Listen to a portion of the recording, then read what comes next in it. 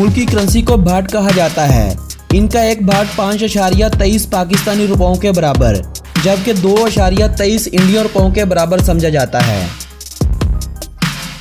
+66 इस मुल्क का कंट्री कोड और .th इस मुल्क का कंट्री डोमेन नेम है। साउथ ईस्ट एशियाई ममालिक में थाईलैंड दूसरा सबसे बड़ा ऑयल इंपोर्ट करने वाला जबकि गैस पैदा करने वाला सबसे बड़ा मुल्क है। अपने मुल्क में पैदा होने वाली बिजली का ये 75% हिस्सा कुदरती गैस से पैदा करते हैं। 20% बिजली की ज़रूरत को कोयले से तैयार करके पूरी किया जाता है जबकि बाकी 5% बिजली की ज़रूरत को सोलर, वाइंड, हाइड्रो और बायोगैस की सूरत में पूरी किया जाता है। मुए थाई यानी थाई बॉक्सिंग इस मुल्क का कौमी खेल है। वॉलीबॉल इस मुल्क की सबसे मकबूल खेल है। फुटबॉल, स्नूकर, गोल्फ और बास्केटबॉल दूसरी मकबूल खेलें हैं जो इस मुल्क में ज़्यादा खेली जाती हैं। यहाँ क्रिकेट के दीवाने और सरकारी टीम तो पाई जाती है मगर इनके मुकाबले नेपाल, चाइना और मलेशिया जैसी टीमों के अलावा कभी किसी बड़े मुल्क की टीमों के साथ नहीं हुए। आज से 45 साल पहले तक इस मुल्क की 70% से ज़ायद आबादी का रोज़गार ज़राअत से वाबस्ता था, लेकिन आज मुल्क की आबादी का सिर्फ 49% लोग इस शोबे से मुंसलिक हैं। चावल इस मुल्क में पैदा होने वाली सबसे बड़ी फसल है।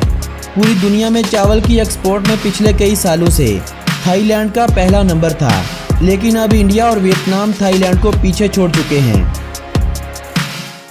बैंकॉक, पटाया और फुकेट इस मुल्क के सबसे मकबूल तरीन तफरीही मुकामात हैं जहां पर गैर मुल्की सबसे ज़्यादा आना पसंद करते हैं।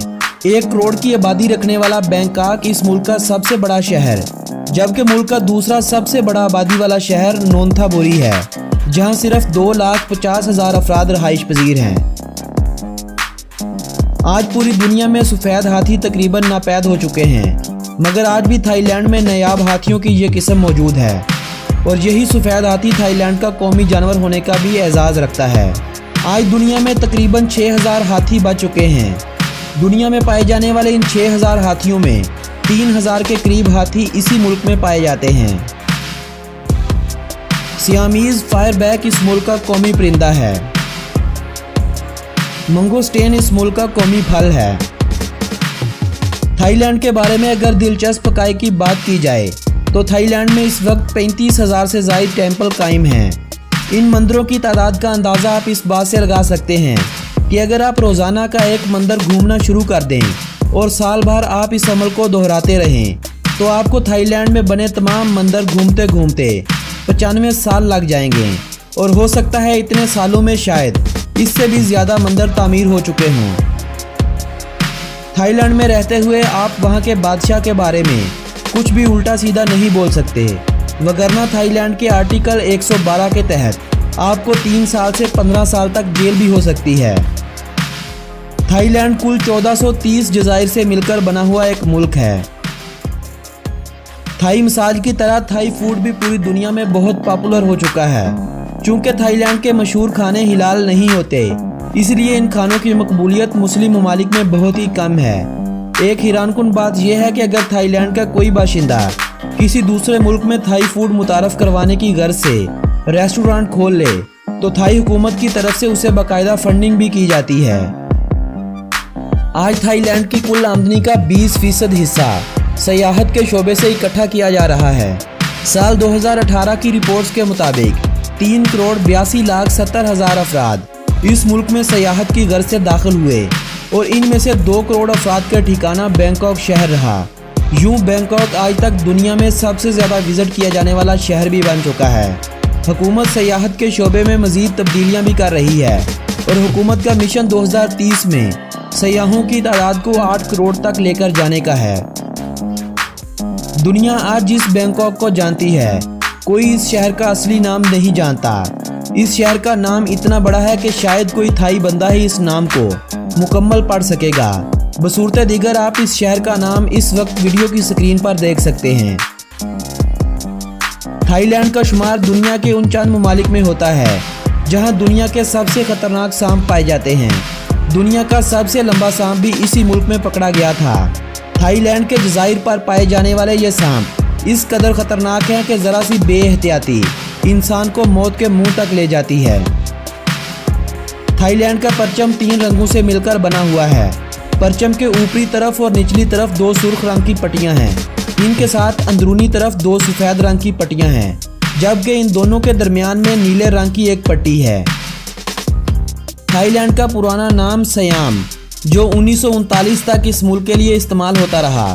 1939 के बाद 1946 से 1948 तक दोबारा से सरकारी नाम बना रहा, मगर फिर थाईलैंड इस मुल्क के मुकद्दर में लिख दिया गया और तब से आज तक इस मुल्क का नाम नहीं बदला गया है। पहाड़ों, मैदानों, दरियाओं, जंगलात, खूबसूरत साहिलों और आबशारों के साथ साथ अल्लाह ताला ने इस मुल्क को बेपनाह खूबसूरती अता कर रखी है। शहरों की रंगीनियों में खोने से लेकर तन्हाई में रहने के लिए हर वो मौसम और इलाका इस मुल्क में दस्तयाब है जो एक आम इंसान की ख्वाहिश होती है। अगर आप पाकिस्तान से हैं और आपको थाईलैंड में सयाहत की गर्ज से जाना है तो आप पाकिस्तान में किसी भी ट्रैवल एजेंसी से वहां का बाआसानी वीज़ा लगवा सकते हैं, या अगर आप खुद इस अहल हैं कि आप वीज़ा अप्लाई कर सकें तो आप खुद थाईलैंड का वीज़ा अप्लाई करके बाआसानी वीज़ा हासिल कर सकते हैं। अक्सर पाकिस्तानी मलेशिया का वीज़ा हासिल करके मलेशिया में चले जाते हैं और फिर वहां कोलालमपुर में मौजूद थाई एम्बेसी से थाईलैंड का बाआसानी वीज़ा हासिल कर लेते हैं। जबकि भारतीयों के लिए थाईलैंड के वीज़ा की सहूलत के साथ साथ 31 अक्टूबर 2019 तक वीज़ा ऑन अराइवल की सहूलत भी दस्तयाब है। दुनिया का सबसे बड़ा गोल्ड बुद्धा भी इसी मुल्क में पाया जाता है। दुनिया का सबसे बड़ा रेस्टोरेंट जहां 5000 अफराद बैक वक्त खाना खा सकते हैं, इसी मुल्क में कायम है। दुनिया का सबसे बड़ा मगरमच्छों का फार्म भी इसी मुल्क में है।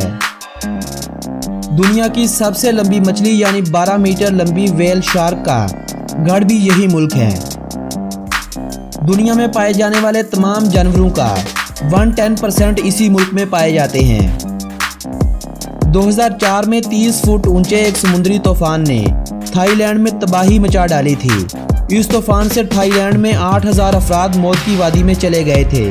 1500 से ज़ायद थाई बच्चे अपने वालिदैन से बिछड़ गए थे और 1.5 लाख अफराद इस हादसे में बेघर भी हो गए थे। दुनिया में पाए जाने वाले तमाम परिंदों का 10% इसी मुल्क में पाया जाता है। थाईलैंड में 100 से ज़ायद सरकारी रेडियो स्टेशंस कायम हैं। थाईलैंड में थाई करेंसी पर पाउंड रखना एक जुर्म समझा जाता है, जिसकी एक बड़ी वजह थाई करेंसी पर बादशाह की फ़ोटो होना है। बादशाह की शान में गुस्ताखी वहाँ एक बुरा फेल समझा जाता है। दोस्तों, ये थी थाईलैंड के बारे में कुछ दिलचस्प हक़ाइक़ पर मबनी ये खूबसूरत और तफरीही वीडियो। अगर ये वीडियो आप लोगों की मालूमात में इजाफे की वजह बनी हो तो इस वीडियो को अपने अजीज़ो अहबाब के साथ व्हाट्सएप और फेसबुक वाल पर शेयर करते हुए अपनी पसंदीदगी का इजहार लाजमी कीजिएगा। मेरी हौसला अफजाई के लिए इस वीडियो को लाइक करना मत भूलिए। अगली वीडियो कौन से मुल्क पर बनाई जाए कमेंट करते हुए हमें अपनी राय से ज़रूर नवाजिएगा। आप दोस्तों से मुलाकात होगी ऐसी ही किसी मालूमाती वीडियो के ज़रिए। तब तक के लिए अपने इस दोस्त मोहम्मद नबील को दीजिएगा इजाज़त। अल्लाह निगहबान।